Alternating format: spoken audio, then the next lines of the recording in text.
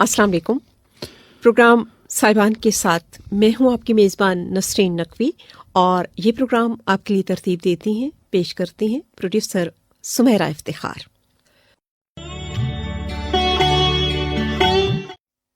Programme साहिबान आप radio Pakistan Islamabad के स्टूडियो से सुन रहे हैं और ये हमारे बुज़ुर्ग अफराद के लिए प्रोग्राम हर हफ्ते पेश किया जाता है।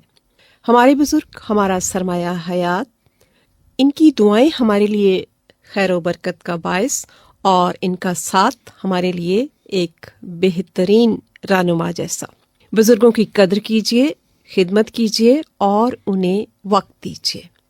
प्रोग्राम साहिबान में सिलसिला है यादों के दरीचे और हमारी आज की मेहमान शख्सियत बहुत ही अहम, मोतबर और ख़ास है। वतन अजीज़ की मुक़द्दस सरहदों की हिफाजत का फरीज़ा सर अंजाम देने के साथ साथ इल्मी और अदबी मैदान में भी उन्होंने कई मार्के सर किए और कामयाबियों का सिलसिला अभी जारी और सारी है। हमारी खुशकिस्मती कि आज कर्नल रिटायर्ड खालिद मुस्तफ़ा ने अपना कीमती वक्त हमें दिया और स्टूडियो में तशरीफ़ लाए और जानते हैं, सुनते हैं कि आज उनकी यादों के दरीचे से क्या क्या अनमोल गौहर बरामद हो रहे हैं।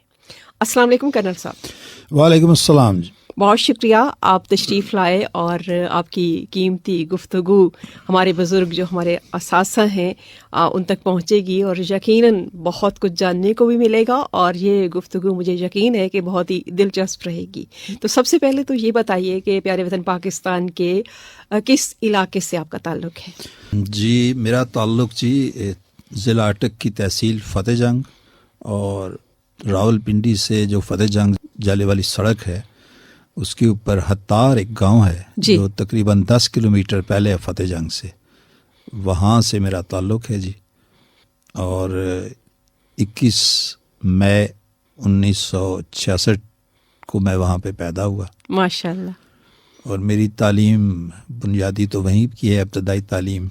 जो मेरे वालिद ग्रामी थे वो ख़ुद स्कूल टीचर थे, तो उसी स्कूल में हमने मिडल तक पढ़ा, 8वीं जमात तक, और उसके बाद गवर्नमेंट हाई स्कूल नंबर 1 फ़तेह जंग में जी, वहाँ से मैंने मैट्रिक किया और बाद फिर रावलपिंडी करीब था तो गवर्नमेंट कॉलेज असखरमाल से मैंने BA किया। जी, असखरमाल कॉलेज भी रावलपिंडी का एक बेहतरीन तालीमी इदारा। लेकिन ज़रा यादें खंगालते हैं स्कूल नंबर 1 की, कैसा तजर्बा रहा? जी, बहुत अच्छा तजर्बा रहा। ज़ाहिर है ये कुछ 40 साल पुरानी बात है, तो उस वक्त का जो तहज़ीबी विरसा था वो आज के मुकाबले में बहुत ज़्यादा रिच था। जो असातिज़ा थे उनकी ड्रेसिंग से लेकर उनकी तदरीस के जो सिलसिले थे, वहाँ पे एक्स्ट्रा करिकुलर एक्टिविटीज़ जो गैर अदबी सरगर्मियाँ हैं वो भी उरूज पे हुआ करती थी, बज़्म अदब के प्रोग्राम्स हुआ करते थे।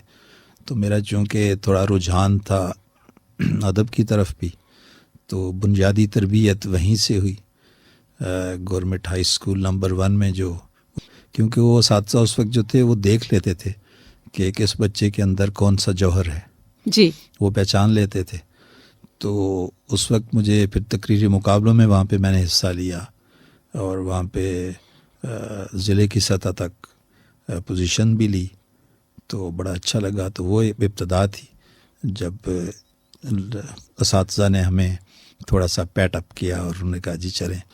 मैट्रिक तक तो शायरी वगैरह हमारे लिए शजर ममनुआ थी कि उसके करीब नहीं जाना, तो जब कॉलेज में गए तो बाकायदा हुआ। लेकिन चूँकि बज़्म अदब के जो प्रोग्राम्स थे वहाँ पे जब हम शेर सुनाते थे तो उस वक्त ज़ाहिर है हमारे असातिज़ा को अंदाज़ा हो गया कि इस बच्चे के अंदर कोई शेरी ज़ौक़ है जी। तो उन्होंने बिल्कुल हौसला अफजाई की और तकरीरी मुकाबलों में भी वो भी ज़ाहिर एक अदबी ज़बान ही होती है, वो हम ख़ुद तकरीरें लिखा करते थे या वालिद साहब चूँकि ख़ुद भी वो टीचर थे तो उनसे लिखवाते थे।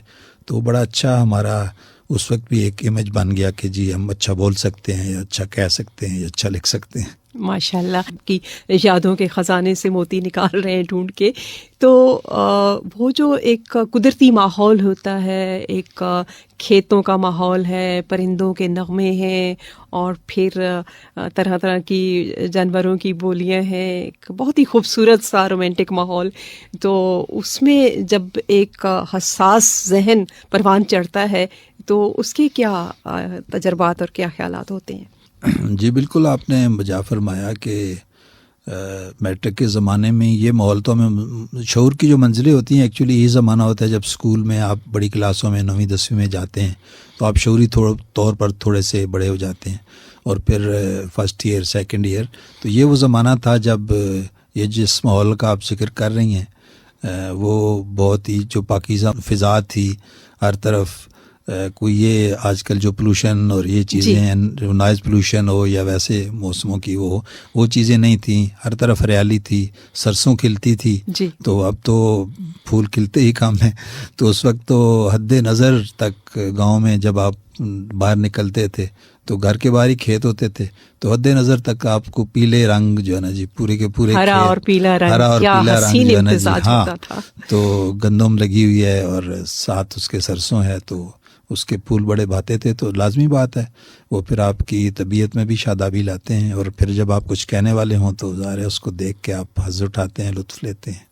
تو سرسوں کا ساگ اور مکھن مکئی کی روٹی جی بالکل جی، کھائی، وہ تو آج بھی کبھی میسر آ جائے تو جی مرغوب غذا ہے، تو بالکل جی، وہ تو گاؤں کی ظاہر لسی، بلکہ اس وقت تو لوگ لسی بناتے تھے، مکھن بناتے تھے، اور کسی گھر میں آپ لسی لینے جائیں تو مکھن کا پیڑا وہ آپ کو ساتھ ویسے مل جاتا تھا اعزازی طور پر۔ جی بالکل، اور آج تو لسی بھی ہے، وہ کافی مہنگا ایک گلاس مل جاتا ہے، بہت بہترین مشروب۔ گاؤں سے چلے آپ اور پھر اپنے علمی اور ادبی سفر کے ساتھ ساتھ پاک فوج کی طرف جانے کا کیسے خیال آیا؟ ایک تو یہ ہے کہ دیکھیں جی، ہمارا جو علاقہ ہے نا وہ بیسیکلی یہ سارے بارانی علاقے ہیں۔ یہ الگ بات ہے کہ ہماری زمینیں جو ہیں وہ اتنی زرخیز نہیں ہیں، لیکن اس علاقے کے جو لوگ ہیں ان کے ذہن بہت زرخیز ہیں۔ تو جب ہم پڑھ لکھ کے، میں نے جب ایف اے کیا گورنمنٹ کالج سے اور پھر بی اے کرنے کے بعد، تو ویسے خیال آیا، اور یہ ایک پرائم جاب بھی اب بھی ہے، اس وقت بھی تھی جی۔ تو ہمارے بہت سارے لوگ پہلے نیچے والے رینکس میں فوج میں تھے، تو ان سے کہانیاں سنتے رہتے تھے جنگ کی اور اس طرح کی، تو ایک لازمی بات ہے، شوق ہوتا ہے، تو بس شوق ہوا۔ اور میرے والد گرامی جو تھے انہیں بھی بہت شوق تھا کہ میں بڑا ہوں چونکہ، تو انہوں نے کہا جی کہ اس بیٹے کو جانا چاہیے فوج میں، تو میری بھی خواہش تھی، ان کی بھی خواہش تھی، تو اللہ نے پوری کی، محنت ہم نے کی، اور بس کوئی سلیکشن ہو گئی ہماری۔ کس سال جوائن کیا پاک آرمی کو؟ جی میں نے 1987 میں جوائن کیا جی، ٹریننگ کے لیے میں گیا تھا۔ میں او ٹی ایس منگلہ سے ہوں۔ اچھا جی ہاں، تو منگلہ میں نومبر 1987 میں ٹریننگ کے لیے گیا تھا، اور پھر 1988 میں 1 سال کے بعد ہم پاس آؤٹ ہو کے، میری پہلی پوسٹنگ جو تھی وہ لاہور میں تھی، تو لاہور بھی ایک ادبی شہر ہے، تو وہاں پہ بھی مواقع میسر ہے۔ پھر وہ سفر جو ہے علمی اور ادبی وہ بھی نکھرتا گیا، اس کی طرف بھی بالکل ہم رخ کریں گے، لیکن پہلے ذرا فوج کے سفر کی بات کر لیں تو پاکستان امن مشن میں بھی آپ شامل ہوئے۔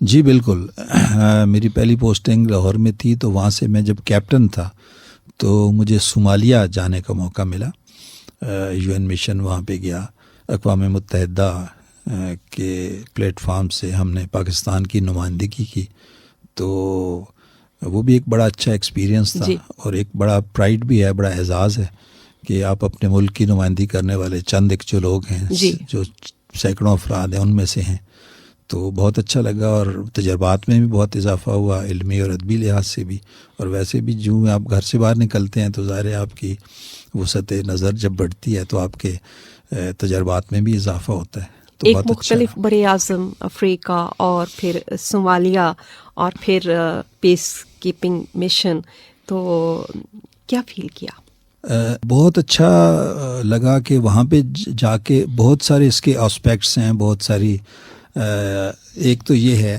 کہ وہاں پہ علمی ادبی حوالے سے بھی بہت کچھ، ایک تو وقت بہت تھا، تو وہاں پہ پڑھنے لکھنے کے لیے مجھے وقت میسر آ گیا۔ اس کے علاوہ چونکہ وہاں پہ 32 ممالک کی افواج تھیں جن سے ہمارا انٹریکشن ہوا، تو آپ کو باقی جو افواج ہیں ان کا جو پروفیشنلزم ہے، ان کی جو پیشہ ورانہ صلاحیتیں ہیں، ان کو دیکھنے کا موقع ملتا ہے، تو پروفیشنلزم میں بھی ہمیں وہ بڑا پیشہ ورانہ طور پہ بھی بڑا اس کا فائدہ ہوا۔ اور کئی ممالک پھر وہاں سے ہم نے دیکھے. کینیا قریب تھا تو کینیا آنا جانا, کیونکہ کینیا ہمارا بیس کیمپ تھا, نیروبی, اور پھر وہاں کی جو تہذیبیں, مسائی مارا ایک تہذیب ہے وہاں کی, وہاں پہ ہم گئے ٹورزم, جی ہاں, سیر و تفریح کے لیے. تو وہاں بھی بہت کچھ سیکھنے کو ملا. 8-10 ملکوں کے افراد تھے ہمارے ساتھ, خواتین و حضرات. تو ایک بہت ہی وہ اچھا ایکسپیرینس تھا جس کو ابھی بھی یاد کرتے ہیں تو بہت لطف آتا ہے. یقیناً لطف آتا ہوگا, کیونکہ امن مشن میں جو بھی پاکستانی افواج کے دستے گئے ہیں, الحمدللہ دنیا بھر میں ان کا ایک بہت ہی اونچا نام رہا ہے, اور جو خدمات سر انجام دی گئی ہیں وہ ہمارے لیے, سب کے لیے قابل فخر ہیں. تو اس کے ساتھ ساتھ براعظم افریقہ کے ساتھ ساتھ کچھ دیگر ممالک کو بھی دیکھنے کا موقع ملا؟ جی, وہاں سے میں کینیا گیا, وہاں سے جبوتی گیا, پھر وہاں سے عمرہ کے لیے سعودی عربیہ گئے. تو نزدیک کے جو ممالک تھے ان میں جانے کا موقع ملا. اور چونکہ مختلف ممالک کی افواج وہاں پہ تھیں تو ان لوگوں سے جب انٹریکٹ کرتا ہے آدمی تو بہت سارے ملکوں کے بارے میں آپ کو معلومات ملتی ہیں. اور ویسے بھی وہاں پہ ٹائم کافی تھا تو میرا ویسے شوق بھی ہے دنیا کے بارے میں جاننے کا, تو بڑا اچھا لگا. اور کتابوں سے بھی اور فزیکلی بھی بہت ساری کینیا کو ہم نے کافی ایکسپلور کیا. اور سیاحت کے حوالے سے کینیا میں بڑے اچھے اچھے پارکس ہیں. یہ جنگلی حیات کے متعلق اگر آپ بات کریں تو بڑا اس میں اچھا تھا. دنیا کے چند ایک جو بڑے پارکس ہیں وہ کینیا میں, نیروبی, ممباسا, ان شہروں میں گئے اور بہت اچھا لگا. تو واپسی پر پھر کہاں کہاں خدمات سر انجام دی؟ جی, میں واپس لاہور سے گیا تھا تو واپس بھی میں لاہور ہی آیا. اچھا. ہاں جی, تو لاہور میں تقریباً 5 سال رہا. تو لاہور کے بعد پھر میری پوسٹنگ نوشہرہ میں ہوئی KPK میں, اور اس کے بعد پھر آزاد کشمیر میں بھی پوسٹنگ رہی میری. تو مطلب مختلف ایسی جگہیں ہیں اللہ نے پورا پاکستان دکھایا ہے کہ جہاں پہ جیسے کشمیر میں اس کا ایک اپنا مزہ ہے, پورے کشمیر کو دیکھا. KPK کی جو ثقافت ہے اس کو دیکھا سرحد میں رہتے ہوئے, نوشہرہ میں رہتی ہے. پھر میری پشاور میں پوسٹنگ رہی, میری شمالی وزستان میں پوسٹنگ رہی. اس کے علاوہ گجرانوالہ میں رہا, کھاریاں میں رہا. تو کورسز کے سلسلے میں کوئٹہ اور باقی جگہوں پہ بھی, حیدرآباد میں میری پوسٹنگ رہی. تو پورا پاکستان ہی, ہم تو ہر 2 سال بعد اگلے سفر پہ روانہ ہو جاتے. جو آپ کا ادبی سفر تھا اس کو بھی آپ کو بہت سپورٹ ملی ہوگی, کیونکہ جو لوگ ادیب ہوتے ہیں, شاعر ہوتے ہیں, ان کا مشاہدہ بہت باریک ہوتا ہے اور وہ بہت باریک بینی کے ساتھ ہر چیز کو دیکھ رہے ہوتے ہیں. اس طرف ہم آئیں گے, لیکن کچھ آپ کی نجی زندگی کے بارے میں بھی جاننا چاہیں گے. جی بالکل. میری جو بیگم ہیں جی وہ فتح جنگ سی ہیں, میری خالہ کی بیٹی ہیں. تو ماشاءاللہ میرے 3 بچے ہیں جی. ان میں سے 2 تو بھی شادی شدہ ہیں. بیٹا ہے بڑا, پھر بیٹی ہے, پھر چھوٹی بیٹی ہے, وہ آج کل یونیورسٹی میں ہے. اور بچوں کو بھی, چونکہ میں خود شاعر ادیب ہوں تو ان کے اندر بھی فنون لطیفہ کا کچھ نہ کچھ ٹچ ہے. اور پھر میں اپنی بیگم کو اس لیے کریڈٹ دیتا ہوں کہ میرے جو گھر کا مورچہ تھا وہ میری بیگم نے سنبھالے رکھا. تو میں فوج کے مورچے پہ بھی قائم رہا اور ادب کے مورچے پہ بھی قائم رہا. اسپورٹس میں بھی میں اسکول کے زمانے سے ہی شوق تھا, کالج کے زمانے سے کرکٹ میں باقاعدہ کھیلتا رہا. اور گاؤں میں جب تھے میٹرک سے پہلے تو والی بال ہمارے علاقے کا بڑا ایک مشہور کھیل تھا, تو والی بال بھی میں کھیلتا رہا. اور کرکٹ باقاعدہ کھیلی ہے کالج اور اسکول کے زمانے تک. اور پھر فوج میں جانے کے بعد تو فزیکل ایکٹیویٹی, ادھر تو فٹ بال کا میں پلیئر رہا اور اسکواش کھیلتا رہا, اور ساری وہاں پہ تو فزیکل ایکٹیویٹی کمپیریٹیولی زیادہ ہوتی ہے. کرنل خالد مصطفیٰ, علم و ادب کی دنیا کا ایک بہت ہی معتبر اور فعال نام, شاعر بھی ہیں, کالم نگار بھی ہیں اور ناقد اور محقق بھی ہیں. تو یہ اتنا کچھ کرتے ہوئے کہ آپ تھکتے نہیں ہیں؟ وہ کہتے جی شوق کا کوئی مول نہیں. تو اصل میں جب آدمی کو کسی بھی کام کا شوق ہو تو پھر میرا خیال ہے کوئی ایسا مسئلہ نہیں ہوتا. تو چونکہ ادب میرا اوڑھنا بچھونا ہے, اردو ادب جو ہے, تو اس لیے پھر یہ بھی ہے کہ